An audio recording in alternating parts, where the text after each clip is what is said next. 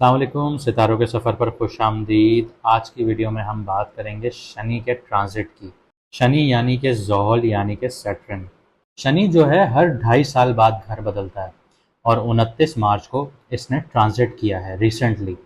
तो इसका आपकी लाइफ पर क्या इफ़ेक्ट होगा, ये आपकी कुंडली या जायचे के कौन कौन से घर को देख रहा है और कौन कौन से मामलात आपके स्लो होंगे या उन मामलात में आपकी डबल मेहनत लगेगी या आपको क्या करना पड़ेगा कि जिसकी वजह से शनि आपके ऊपर नेगेटिव इफ़ेक्ट्स ना दे।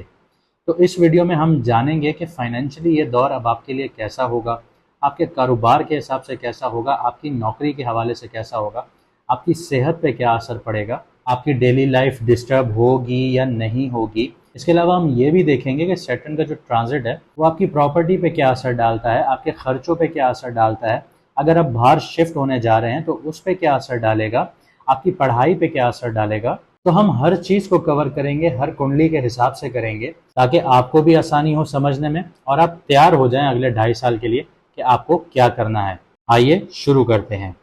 ये वीडियो वैदिक एस्ट्रोलॉजी के हिसाब से है, यानी मून साइन से आपका घर काउंट किया जा रहा है। और जिन लोगों को मून साइन से अपना घर नहीं पता वो नीचे कमेंट सेक्शन में अपनी डेट ऑफ बर्थ डाल के मून साइन से अपना स्टार जान सकते हैं। चलिए अब बात करते हैं विर्गो वालों की, जिसको हिंदी में कन्या राशि कहा जाता है और उर्दू में बुर्ज सुंबला। पिछले 2.5 साल आपके लिए बड़े ही खौफनाक गुजरे होंगे सेहत के हवाले से। मैदे से रिलेटेड, आंखों से रिलेटेड, हड्डियों से रिलेटेड कोई ना कोई मसला आया होगा या फिर एक्सीडेंट भी हुआ होगा। इसके अलावा आपके ट्रैवलिंग पे बड़े एक्सपेंसेस लगे होंगे, बड़े खर्चे हुए होंगे ट्रैवलिंग से रिलेटेड। साथ ही साथ हॉस्पिटल्स के भी चक्कर लगे होंगे आप लोगों के। इसके अलावा कम्युनिकेशन में भी बड़े इश्यूज आए होंगे आपको, जैसे आप किसी को कुछ बात बोल रहे हैं और वो कुछ और समझ रहा है, आपकी बातों को मिसअंडरस्टैंड किया गया होगा। लेकिन अब जो शनि है वो 29 तारीख को 4:35 पर आपके 7th हाउस में ट्रांजिट कर गया है। ये उसी टाइम हुआ था जिस टाइम सूरज ग्रहण लगा था।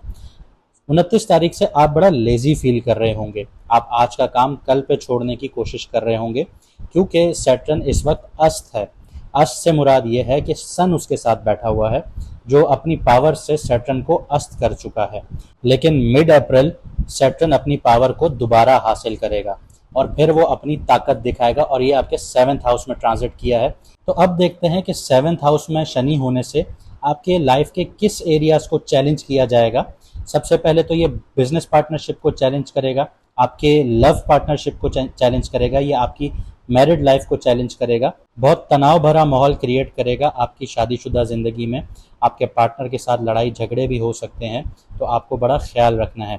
इसके अलावा जो आपका बिजनेस पार्टनरशिप होगी उसमें भी आपको बड़े चैलेंजेस आएंगे, मिसअंडरस्टैंडिंग्स होंगी, आपको कोई बात समझ में नहीं आएगी या आपका पार्टनर आपकी कोई बात नहीं समझेगा। छोटी छोटी मिसअंडरस्टैंडिंग से क्लैशेस बढ़ते जाएंगे।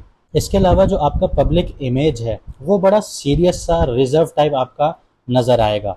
7th हाउस में अगर आप लोग पॉजिटिव इम्पैक्ट्स देखना चाहते हैं तो डिसिप्लिन से आप लोगों ने काम लेना होगा, सब्र के साथ काम लेना होगा। तो यही जो चीज़ें आपकी नेगेटिव होने जा रही हैं ये पॉजिटिविटी में कन्वर्ट हो जाएंगी। रिलेशनशिप आपका और स्ट्रांग हो जाएगा।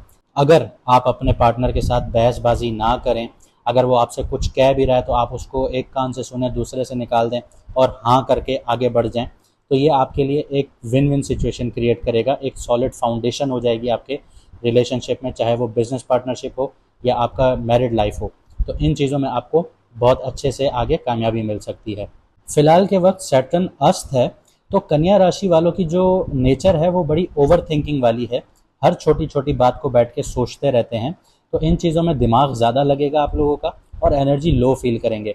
लेकिन ये टेम्परेरी है। 17 तारीख के बाद जैसे ही सन निकल जाएगा, ट्रांजिट कर जाएगा, तो आप लोगों के लिए बेहतरी आना शुरू होगी। आप लोगों ने बस फोकस रखना है, जो चीज़ें काम की हैं उनको सोचें, फालतू चीज़ों के बारे में इग्नोर करें, माइंड कहीं और डाइवर्ट करें। जो लोग शादी का सोच रहे हैं या बिजनेस पार्टनरशिप में अभी इन्वेस्ट करने का सोच रहे हैं तो फिलहाल 17 तारीख तक इस फैसले को डिले कीजिए, उसके बाद देखा जाएगा। चलिए आगे बात करता हूँ कि सैटर्न आपके 7th हाउस में बैठ के तीसरी, 7वीं और 10वीं नज़र या दृष्टि कौन कौन से हाउसेस पे बना रहा है और आपके लिए क्या क्या चैलेंजेस हैं आगे।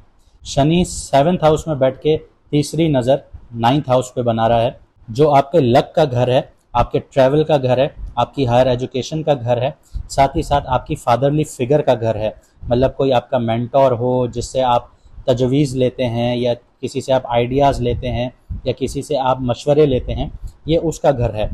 अब इन चीज़ों में आपको रुकावटों का सामना करना पड़ सकता है। आपकी लक अब आपके भरोसे बैठी है, आप लक के भरोसे नहीं बैठिएगा। ट्रैवल में आपको थोड़ी-सी मुश्किलात आएँगी। अच्छा वक्त है आपके लिए ट्रैवल के लिए, आप ट्रैवल कर पाएंगे। ऐसा नहीं है कि ट्रैवलिंग में आपकी रुकावटें आएंगी, ट्रैवल आपका होगा, लेकिन आपके एक्सपेंसेस बढ़ रहे होंगे, आपको डिलेज़ का सामना हो रहा होगा। जैसे आपने वीज़ा के लिए आपने एप्लीकेशन दे दी, तो एप्लीकेशन टाइम ज़्यादा ले रही होगी।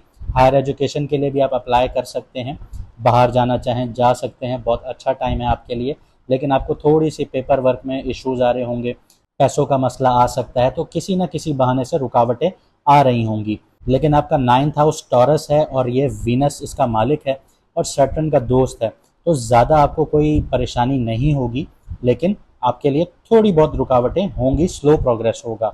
अब देखते हैं 7वीं नज़र। 7वीं नज़र आपके अपने घर पे पड़ रही है, पहले घर पे। अब आपका सेल्फ कॉन्फिडेंस जो है वो लो होगा। जो आपकी नेचर है प्रैक्टिकलिटी वाली, कि आप हर चीज़ को प्रैक्टिकल होके सोचते हैं, वो थोड़ा दबेगी। आप लेजीनेस का शिकार होंगे, मोटिवेशन आपका लो होगा। साथ ही साथ छोटी छोटी बीमारियां भी रहेंगी, जैसे फटीग हो गई, थकावट का शिकार रहेंगे आप लोग। डाइजेशन से रिलेटेड आपको इश्यूज हो सकते हैं, स्किन पर रैशेज आ सकते हैं, चश्मे लग सकते हैं आप लोगों को। तो इस तरह के हल्के फुल्के आपको मसले मसाइल का सामना होगा। अब बात करता हूँ 10th नज़र सैटर्न की, तो वो आपके 4th हाउस पे पड़ रही है। ये सबसे अहम नज़र है आपकी कुंडली में, क्योंकि 4th हाउस आपका घर से रिलेटेड है, आपकी गाड़ी से रिलेटेड है, आपकी अम्मी से रिलेटेड है, मम्मी जिसको कहते हैं आप लोग। तो इन चीज़ों में आपको थोड़ा सा अब मसला आएगा। मसला क्यों आएगा, ये मैं क्यों कह रहा हूँ, क्योंकि 4th हाउस आपका है सजिटेरियस, और सजिटेरियस का मालिक जो है वो जुपिटर है। जुपिटर तो सैटर्न को न्यूट्रल मानता है, ना दोस्त मानता है ना दुश्मन मानता है, लेकिन सैटर्न जो शनि है वो जुपिटर को दुश्मन मानता है। तो आपके घर से रिलेटेड एक्सपेंसेस बढ़ेंगे। आप नया घर भी ले सकते हैं, तो वो भी आपका बजट आउट करेगा। लेकिन आपके ज़्यादातर अमूमन जो आपके साथ होगा वो ये होगा कि घर में अप्लाइंसेस जो हैं वो हर आए दिन ख़राब हो रहे होंगे, साथ ही साथ रिपेयरिंग के इश्यूज़ आ रहे होंगे। कभी किसी दीवार पे क्रैक आ जाएगा, कभी कोई अप्लाइंस ख़राब हो जाएगा, किचन में कोई मसला आ जाएगा, तो इस तरह के आपको मुश्किलात का सामना रहेगा। साथ ही साथ गाड़ी से रिलेटेड भी आपके एक्सपेंसेस आएंगे, गाड़ी में काम निकल आएगा, मेंटेनेंस के खर्चे आ जाएंगे, तो ये सारी चीज़ें होंगी। और मम्मी के साथ आपका तनाव भरा माहौल रहेगा, आपकी मेंटालिटी नहीं मिलेगी, एक तनाव भरा माहौल क्रिएट रहेगा मम्मी के साथ। लेकिन अगर आपने इन चीज़ों को सुधारना है, तो रेमेडी तो मैं आपको आखिर में बताऊंगा ही, लेकिन देखें माँ जो होती है ना, वो सबसे प्यारा फैक्टर है ज़िंदगी का। अपनी माँ के साथ अगर आपकी माँ आपसे नाराज़ भी हो रही है, गुस्सा भी कर रही है, तो एक कान से सुनें दूसरे से निकालें, लेकिन फिर भी उसको प्यार दें। उस जैसी हस्ती कोई नहीं है आपसे प्यार करने वाली आपकी ज़िंदगी में। तो अपनी माँ के साथ अपना रिश्ता मजबूत बना के रखें, ये आपके लिए फ़ायदेमंद चीज़ है।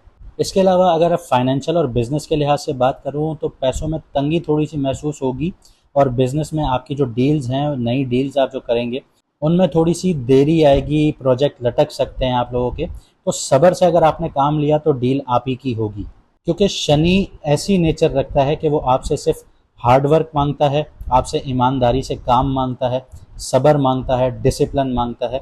ये शनि मांगता है आपसे। अगर आपने उसकी ये क्राइटेरिया पूरा किया तो वो आपको देगा भी वैसे ही।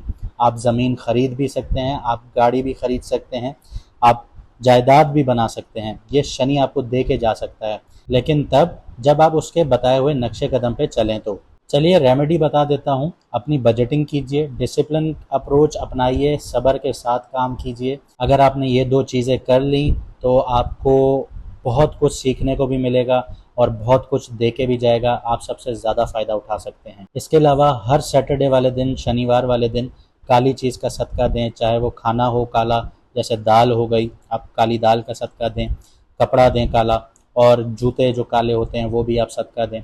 कपड़ा इतना देना है कि किसी की शर्ट बन जाए। उम्मीद करता हूँ आपने वीडियो से बहुत कुछ सीखा होगा, और अगर ऐसा है तो वीडियो को लाइक ज़रूर कीजिएगा और शेयर ज़रूर कीजिएगा।